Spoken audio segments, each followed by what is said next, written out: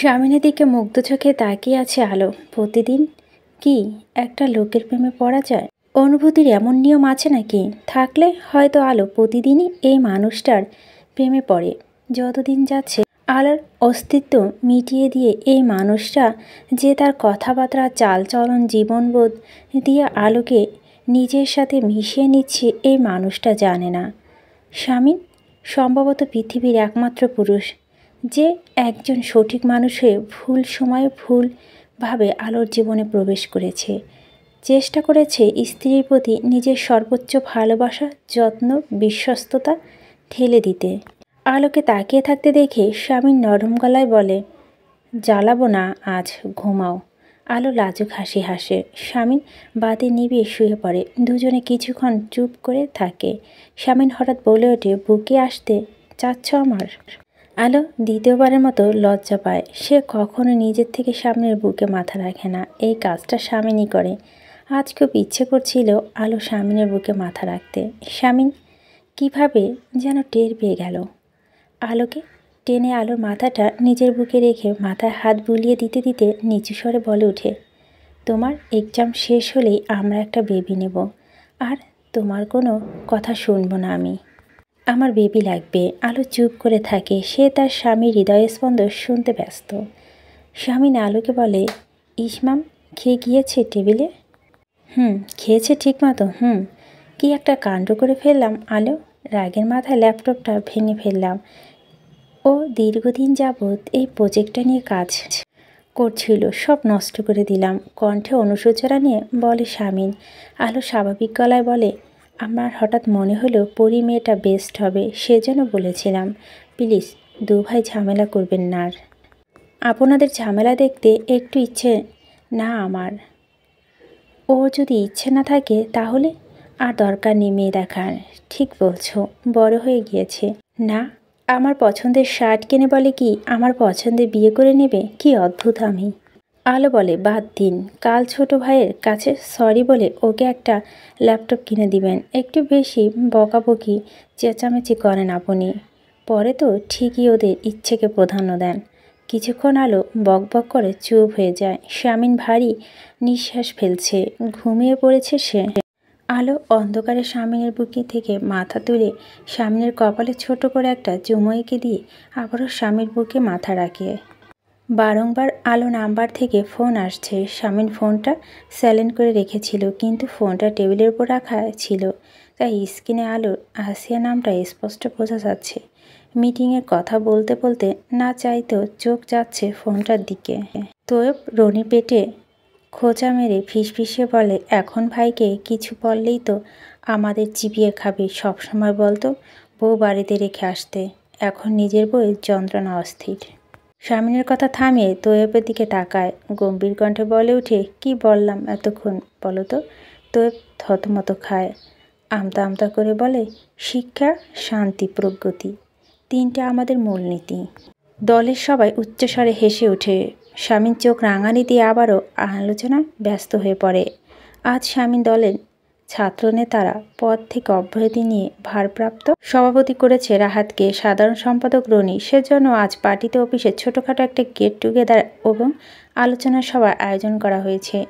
স্বামী দলের ছেলেদের উদ্দেশ্যে বক্তৃতার মাধ্যমে তাদের সবাইকে সবার দায়িত্ব পুনরায় বেশ ভালো করে বুঝিয়ে দিচ্ছে। বক্তৃতা শেষে অংশে স্বামী বলে ওঠে, এটাই সবার মনে রাখবে, শিক্ষা, শান্তি, প্রগতি, তিনটা আমাদের মূলনীতি। এই তিনটা মূলনীতিকে সামনে রেখে আমরা আমাদের দেশকে এগিয়ে নিয়ে যাব এবং বঙ্গবন্ধুর স্বপ্নের সোনার বাংলা গড়ে তুলব। এবং আমি আশাবাদী, আমি যেভাবে নিজেকে বিলিয়ে দিয়েছি তোমরাও দিবে। সবাই মাথা নাড়ে। স্বামী বক্তৃতা শেষ করে খুবই ইনফর্মালভাবে বলতে থাকে, এখন তোদের উদ্দেশ্যে কিছু সতর্কতামূলক কথা বড় ভাই হিসেবে বলতে চাই। যারা এখনও অবিবাহিত আছিস, যেমন রাহাত, আরাফ, রনি, তারা আমার কথাটা মাথায় রাখবি, মন দিয়ে দলের কাজ করবি। শিক্ষা, শান্তি, প্রগতি, শুধুমাত্র এই তিনটাই আমাদের মূলনীতি। কোনো মেয়েকে তুলে এনে বিয়ে করা আমাদের মূলনীতি নয়। তো যদি নিজের জীবনে শান্তি নিয়ে বাঁচতে চাও তাহলে ভুলেও অমন কাজ করবে না। বাছা ধনেরা সবাই চুপ করে আছে। স্বামী এইবার ফোনটা হাতে নেয়।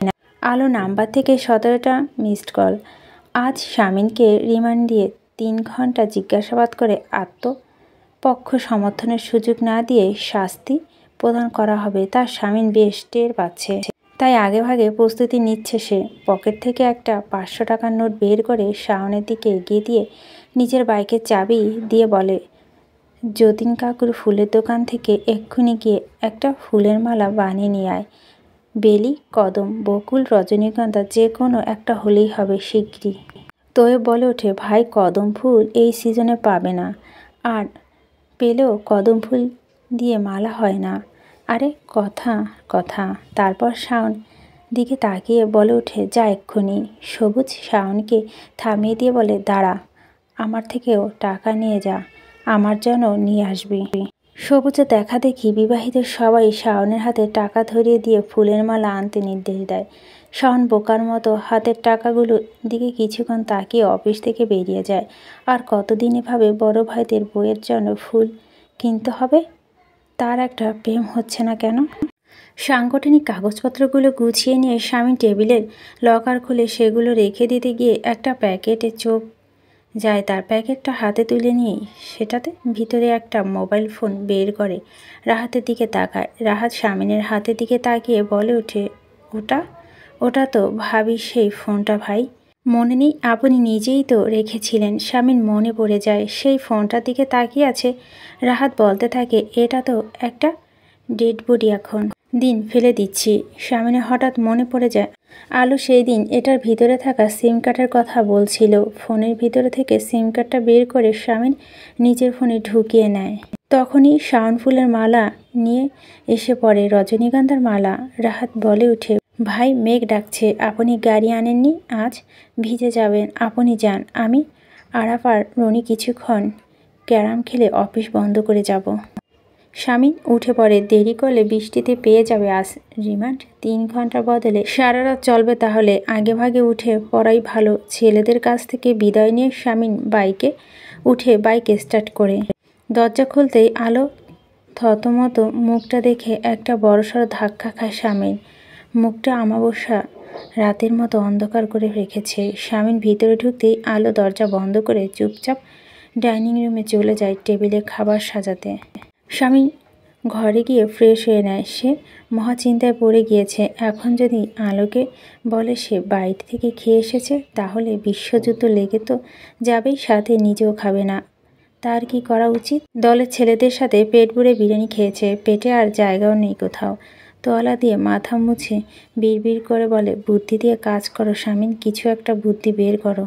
খাবার টেবিলের কাছে গিয়ে দেখে আলো তার জন্য থমথমে মুখে অপেক্ষা করছে।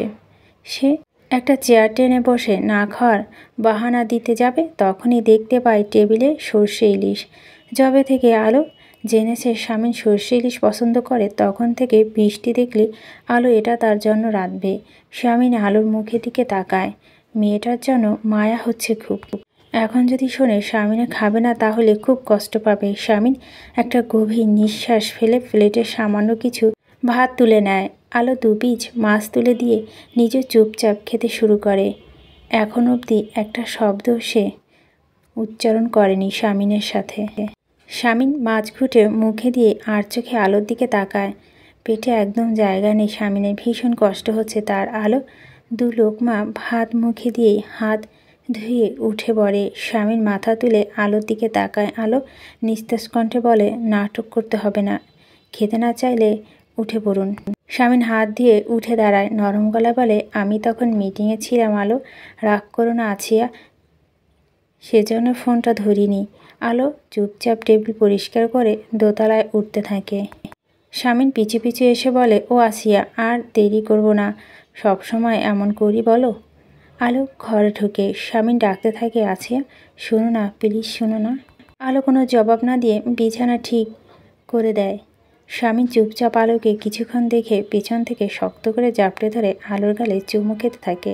আলো হাত পা ছুঁড়ে নিজেকে ছাড়িয়ে নেওয়ার প্রচেষ্টা ব্যস্ত, কিন্তু অমন বলশালী পুরুষের সাথে পেরে ওঠার মতো শক্তি কিছুটা ঘাটতি যে রয়েছে তার নারী কায়।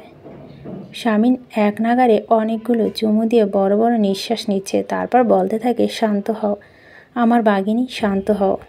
আলো তীব্র রাগে ফুঁসছে। শামিন ধীরে ধীরে আলোকে ছেড়ে দিয়ে বেড সাইডের টেবিলের ওপর রাখা রজনীগন্ধার মালাটা এনে আলোর খোঁপায় লাগিয়ে দেয়। আলো অন্যদিকে মুখ ঘুরিয়ে রাখে। শামিন আলোকে মুখোমুখি দাঁড় করিয়ে বলে, ভুল করেছি, বরাবরের মতো শাস্তি মাথা পেতে নেব।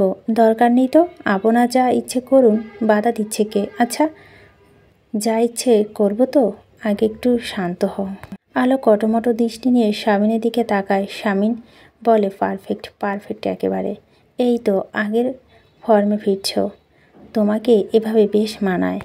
হুট করে আলো হেসে ফেলে। শামিন বলে, এই তো হেসে ফেললে, এখন যাও, আমাদের দুজনের জন্য 2 কাপ কফি নিয়ে এসো, ব্ল্যাক কফি। কফি খেয়ে আজকে কৃতকর্মের জন্য খুব ভালোভাবে আয়োজন করে মাপ চাইব আমি। যাও প্লিজ, যাও আসিয়া। কয়েক মুহূর্ত চুপ করে দাঁড়িয়ে থেকে আলো ঘর থেকে বের হয়। শামিন দাঁড়িয়ে কিছুক্ষণ হেসে বিছানা ধপ করে বসে পড়ে। বাইরে প্রচুর বৃষ্টি হচ্ছে, সাই সাই করে বাতাস বইছে। জানালা থেকে বৃষ্টির ছাই এসে ভিতরে পড়ছে। শামিন উঠে জানালা বন্ধ করে দেয়। বিছানা থেকে ফোনটা তুলে হাতে নিতেই আলোর সিম কার্ডটার কথা মনে পড়ে যায়। ফোনের লক খুলতেই টুংটাং আওয়াজ, একটা পর একটা মেসেজ নোটিফিকেশনে আসতে শুরু করে। শামিন বেশ অবাক হয়ে যায়। 972টা অপঠিত বার্তা, যা বিগত কয়েক মাসে হয়তো সিম কোম্পানি থেকে এসেছে বন্ধ হয়ে পড়ে থাকা এই নাম্বারটিতে। শামিন নোটিফিকেশনগুলো ডিলিট করার জন্য আঙুল চালাতে একটা নাম্বার দেখে থমকে যায়। সেই নাম্বার থেকে অসংখ্য মেসেজ করা হয়েছে আলোকে। শামিন ভাবল সে ভুল দেখছে, তাই ফোনটা চোখের সামনে তুলে ধরে নাম্বারটা ভালো করে দেখে। তার হাত কাঁপছে, দৃষ্টি ইনবক্স জমে থাকা মেসেজগুলোতে নিবদ্ধ। বাইরে ঝড় উঠছে, প্রকৃতির তাণ্ডব নীলা চালানোর মতো শক্তিশালী ঝড়। ঝড় উঠছে একজন মানুষের মনেও। কে জানে প্রকৃতির ঝড় তাণ্ডব সইতে পারবে কিনা? কে জানে সে মানুষটা সইতে পারবে কিনা? কে জানে। টকবক করে পানি ফুটতে শুরু করেছে। আলো দাঁড়িয়ে রান্নাঘরের জানালা দিয়ে বৃষ্টি দেখছিল। বাইরে সম্ভবত ঝড় উঠেছে, অথচ বিকেলে আবহাওয়াটা একেবারে ঠিকঠাক ছিল। হাত বাড়িয়ে আলো কফির ক্যানটা ক্যাটলিতে থেকে নামাতে গিয়ে টপ করে পায়ে আলো মাথাটা হঠাৎ করে চক্কর দিয়ে উঠতে চাইছে। কিচেনে ক্যাবিনেটে ধরে চুপচাপ কয়েক মুহূর্ত দাঁড়িয়ে থেকে নিজেকে ধাতস্থ করে নিল। আলোর কফি বানিয়ে 2টা মগে ঢেলে নেয়। কিছু মুহূর্ত চুপচাপ দাঁড়িয়ে থেকে হাত দিয়ে নিজের খোপা ছোঁয়। রজনীগন্ধার মালাটা ছুতেই ঠোঁট প্রশস্ত হয়ে হাসিতে তার। কফির মগ থেকে নিঃসৃত ধোঁয়ার সাথে উবে যায় তার অভিমান। লোকটা একটা চতুর লোক, আস্ত একটা ধুরন্ত লোক। ঠিক জানে কি করলে আলোকে সামলানো যাবে। এভাবে জনগণকে সামলায় এই লোকটা। তবে এতে কাজ হবে না আজ, অনেক ভুগিয়ে ছাড়বে আজ ওই লোকটা গেল। তারপর সব অনুভূতি উবে দেবে। আজ সারাদিন বসে যা জড়ো করেছিল। শাড়ির আঁচলটা ডান কাঁধে তুলে 2 হাতে 2টো মগ তুলে নিয়ে ধীর পায়ে দোতলার সিঁড়ির দিকে যায়। শরীরটা ভীষণ ক্লান্ত লাগছে। ধীরে ধীরে সিঁড়ি বেয়ে উপরে উঠতে থাকে সে। পুরো বাড়ি নিস্তব্ধ। বাইরে বিদ্যুৎ চমকাচ্ছে, বিকট শব্দ মেঘ প্রকৃতি হুমকি দিচ্ছে। লিভিং রুম পেরিয়ে 2 কদম পা ফেলতেই কিছু একটা ভাঙার আওয়াজ পায় সে। আওয়াজটা তাদের ঘর থেকে আসছে। বিচলিত হয়ে দ্রুত পায়ে এগিয়ে গিয়ে চাপিয়ে রাখা দরজা ঠেলে ভিতরে ঢুকতেই সে থমকে যায়। শামিন আলোর দিকে শীতল চোখে তাকিয়ে আছে। তার হাতে একটা ফুলদানি। পুরো মেঝেতে ঘরের আসবাবপত্র টুকরো টুকরো হয়ে ছড়িয়ে আছে। আলো তৎক্ষণাৎ কিছু চিন্তা না করে কফির মগ 2টো রেখে ছুটে গিয়ে শামিনের হাত থেকে ফুলদানি নিয়ে নেয়। শামিন অস্বাভাবিক অবস্থা দেখে কণ্ঠে উৎকণ্ঠা নিয়ে বলে, কি হয়েছে? পার্টির সাথে গ্যাঞ্জাম করেছেন আবার? কতবার বলেছি রাজনীতি ঘরে বাইরে ফেলে রেখে ঢুকবেন প্রতিদিন। এখন শান্ত হন। বাচ্চাদের মতো ভাঙচুর করছেন। শামিন কি করে শান্ত হবে? কি করে? আলোকে ঠেলে দূরে সরিয়ে দিয়ে ডান হাতে মুষ্টিবদ্ধ করে দেওয়ালে লাগাতার প্রহার করতে থাকে। আলো একটা বিকট চিৎকার দিয়ে শামিনের হাত আলগে নিয়ে চেঁচিয়ে বলতে থাকে, পাগল হয়েছেন? মাথা খারাপ হয়ে গিয়েছে? শামিন আলোর দিকে অসহায়ের মতো তাকিয়ে থেকে কিছু মুহূর্ত। তারপর আলো 2 বাহু ধরে ঝাঁকুনি দিয়ে বলতে থাকে, কেন বললে না? কেন আমাকে শুরুতেই বললে না কেন? বলো কেন? আলো ভীত চোখে শামিনের দিকে তাকায়। কাঁপা কাঁপা গলায় বলে, কি বলিনি? কি উল্টোপাল্টো বকছেন মেয়র সাহেব? শামীম শক্ত করে ধরে আলোকে বলতে থাকে, যদি সবটা বলতে আমায়, সবটা ঠিক করে দিতাম আমি। সেই ক্ষমতা আমার ছিল। কেন বললে না কেন? আলো অবাক দুটি চোখে তাকিয়ে থাকে শুধু। শামীম আলোকে ছেড়ে দিয়ে ঘরের জিনিসপত্র ভাঙচুর করতে শুরু করে আবারও। বেডসাইডের টেবিল ল্যাম্প উঠিয়ে সজোরে মেঝেতে ছুঁড়ে মারে, চেঁচাতে থাকে, কেন বললে না? কেন বললে না কেন? আলো ছুটে গিয়ে পেছন থেকে শামীমকে জড়িয়ে ধরে। শামীম বুকের কাছে শার্ট শক্ত করে খামচে ধরে রেখেছে সে। শামীম নিস্তেজ হয়ে পড়ে, নিষ্প্রাণ গলায় বলে ওঠে, করুণা করলে আমায় সবাই, করুণা। সব থেকে বড় শাস্তি এটা আলো একজন অপরাধী জানে। আলো শক্ত করে শামীমকে পিছন থেকে জড়িয়ে ধরে রাখে। শামীম কথায় জবাব বলে ওঠে, একটু খুলে বলুন না। আমিও যে ভীষণ অস্থির হয়ে পড়েছি তা কি উপলব্ধি করতে পারছেন না? একটা সমস্যা হলে সেটা আলোচনা করা যায় মেয়র সাহেব। কণ্ঠে আকুতি নিয়ে বলতে থাকে আলো। শামীম আলো থেকে নিজেকে ছাড়িয়ে নিয়ে আলোর মুখোমুখি দাঁড়িয়ে আলোর চোখে চোখ রেখে বলতে থাকে, কিসের আলোচনা করে ঠিক করব? সব কিছু ধ্বংস করে কি ঠিক করব আমি? আলো তাকিয়ে থাকে। শামীম আবারও হাত মুষ্টিবদ্ধ করে দেওয়ালে এলোপাথারি প্রহার করতে থাকে। চেঁচিয়ে বলতে থাকে, আমি জঘন্য, জঘন্য আমি। আলো শামীমের হাত আলগি নিয়ে বুকের সাথে মিশিয়ে নেয়। কান্না ভেজা কণ্ঠে বলে উঠে, এভাবে আপনি আমার ব্যথা দিচ্ছেন যে? শামীম আলো চোখের দিকে তাকিয়ে থাকে। আলো দু চোখে কানিসে পানি জমেছে। ধরা গলায় বলে দিন কি দোষ করেছি, শাস্তি দিন। নিজেকে কষ্ট দিয়ে আমাকে যন্ত্রণা কেন দিচ্ছেন? বিদ্যুৎ চমকানোর সাথে সাথে বিকট শব্দ কাছে কোথাও বজ্রপাত হয়। আলো আর শামীম স্থির হয়ে মুখোমুখি দাঁড়িয়ে থাকে। আলোর গলা কান্না চাপিয়ে রেখে একটা গভীর নিঃশ্বাস ফেলে বলে, অসুস্থ বোধ করছি আমি, দোহাই লাগে আমাকে সবটা খুলে বলুন। আমি আমার সর্বোচ্চ চেষ্টা করব আপনার অস্থিরতা লাঘব করার। শামীম ঘরের মেঝের দিকে দৃষ্টি দিয়ে বলে, ঠিক এভাবেই। হ্যাঁ, এই টুকরোগুলোর মতোই আদরে ভাইটাকে ভেঙে চুরে দিয়েছি আমি, কেড়ে নিয়েছি তোমাকে তার থেকে। আলো চমকে উঠে শামীমের দিকে তাকায়। শামীম অসহায়ের মতো এদিক ওদিক তাকায়। ধরা গলায় বলে, আমি এমন কেন আলো? আলো শামীমের হাত ধরে ফেলে কাঁপা কাঁপা গলা বলে, মেয়র সাহেব শুনুন, আপনি ওটা অতীত। ওই অতীতকে টেনে এনে আমাদের দুজনের বর্তমান অনুভূতিকে আপনি অসম্মান করবেন না। আমি আশা করি না এমন কিছু আপনার থেকে। শামীম আলোর দিকে কিছুক্ষণ তাকিয়ে থেকে তার হাত থেকে নিজের হাত ছাড়িয়ে নিয়ে দরজার দিকে যায়। হুট করে ইলেকট্রিসিটি চলে যায়। বিদ্যুৎ চমকানোর আলোতে দেখতে পায় শামীম ঘর থেকে বেরিয়ে যাচ্ছে। আলো পিছন থেকে ডাকতে ডাকতে ছুটে যায় লিভিং রুমে। শামীমকে আবার জড়িয়ে ধরে পিছন থেকে কেঁদে ফেলে বলে, আপনি কথা শুনুন। যেই দিন থেকে আপনাকে আমি স্বামী বলে স্বীকার করেছি, প্রতিজ্ঞা করেছি আমি তো আপনাকে নিজের অস্তিত্ব হিসেবে মনে করার। আমার এই অনুভূতিকে আপনি আঘাত করেছেন মেয়র সাহেব।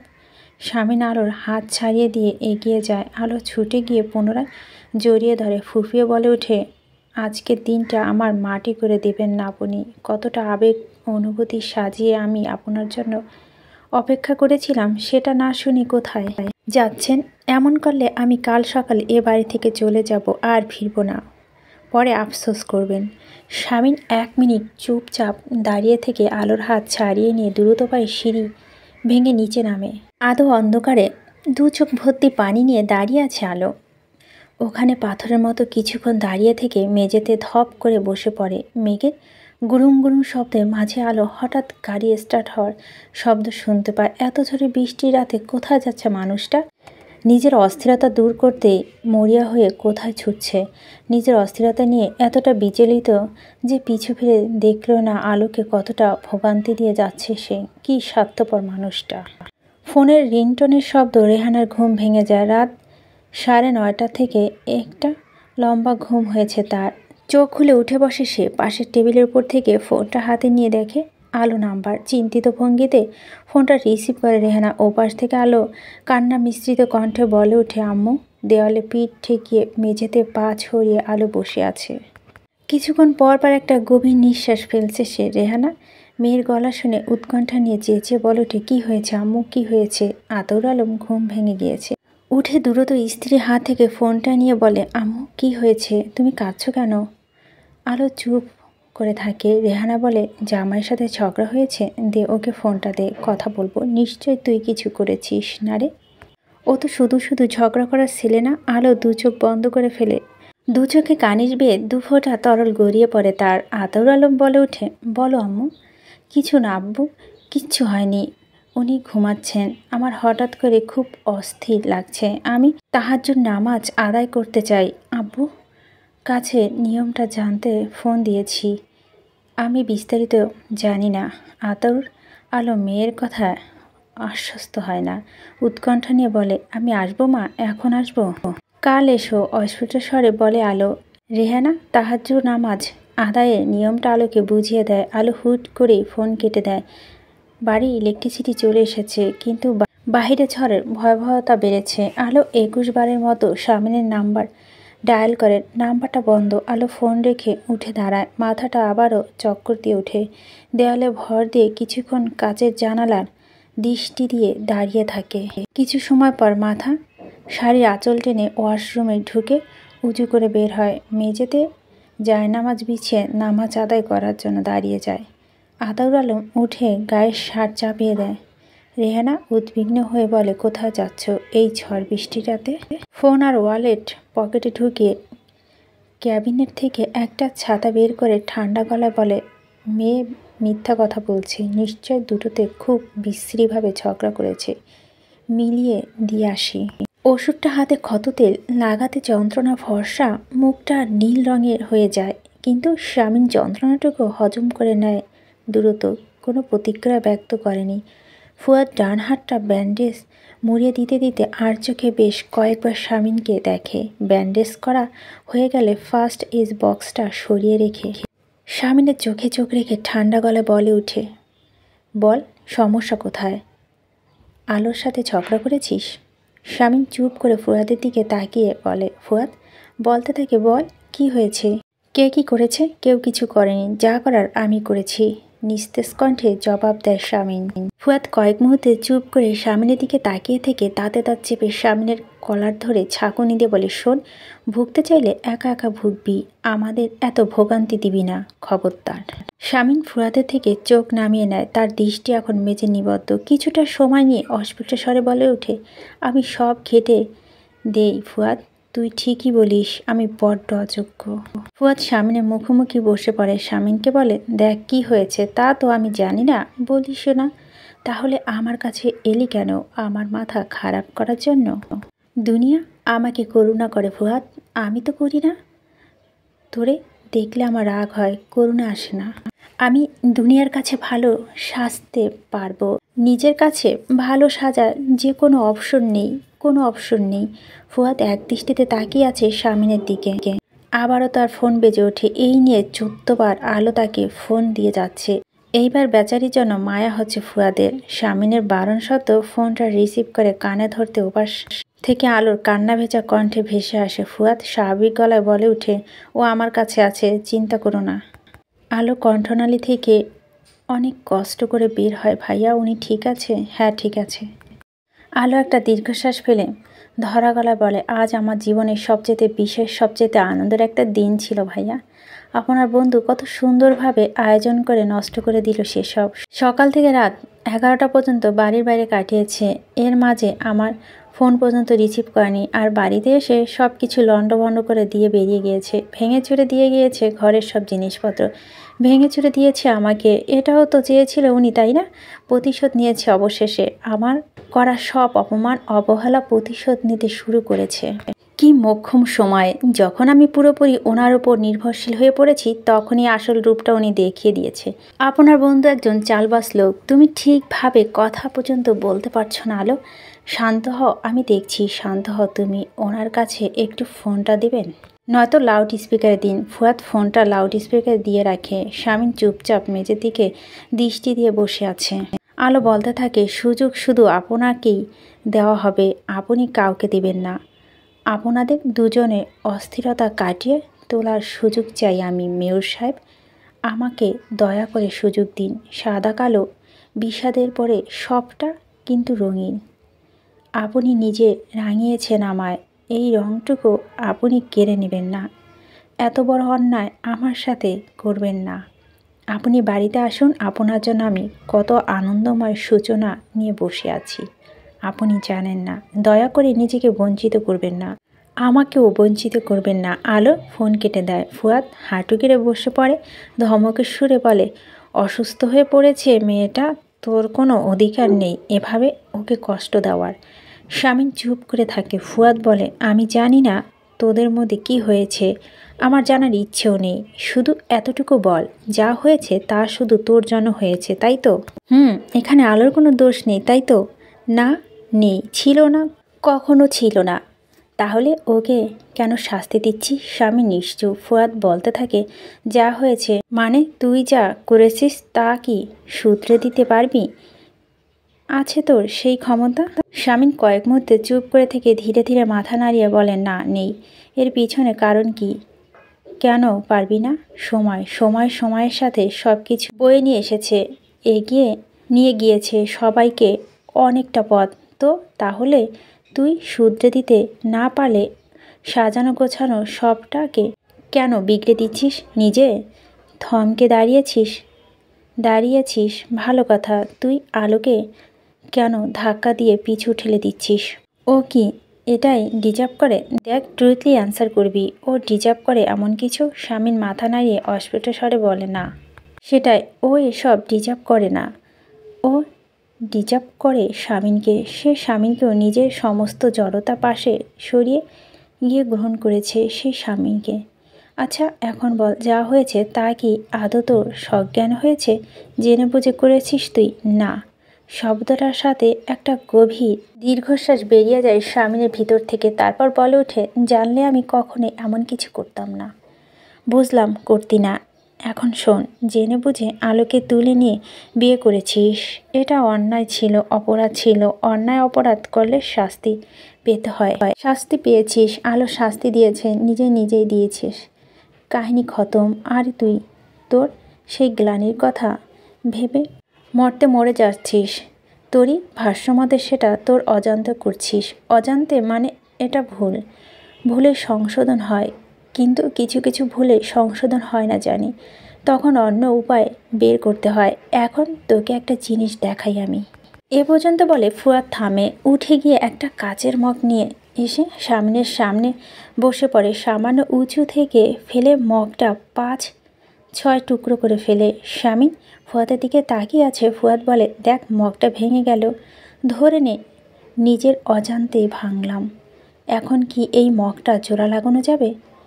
জোড়া লাগালেও এর আগের রূপ ফিরে পাবে?